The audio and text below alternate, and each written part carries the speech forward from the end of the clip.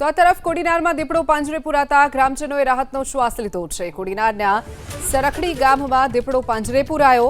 લાંબા સમયથી સમગ્ર પંથકમાં દીપડાનો આતંક હતો। દીપડાને પકડવા માટે વન વિભાગે પાંજરા ગોઠવ્યા હતા અને અંતે દીપડો પાંજરે પુરાયો છે।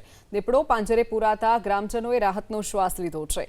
કોડીનારનું સરખડી ગામ જ્યાં દીપડો પાંજરે પુરાયો છે। અગાઉ દીપડાએ અનેક લોકો ઉપર હુમલા પણ કર્યા હોવાનું બન્યું હતું। ત્યારે દીપડાનો આતંકથી ગ્રામજનોમાં ભય હતો, પરંતુ અંતે દીપડો પાંજરે પુરાતા ગ્રામજનોએ રાહતનો શ્વાસ લીધો છે।